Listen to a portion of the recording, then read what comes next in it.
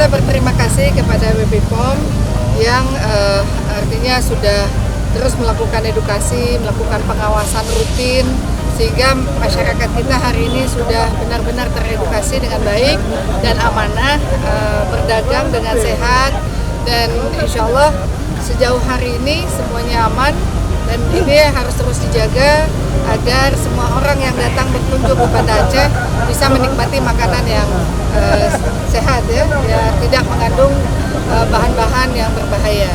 Jadi apresiasi kami kepada para pedagang dan himbauan kami kepada seluruh masyarakat, jadi bisa bebas berbelanja untuk terutama untuk mempersiapkan makanan berbuka puasa.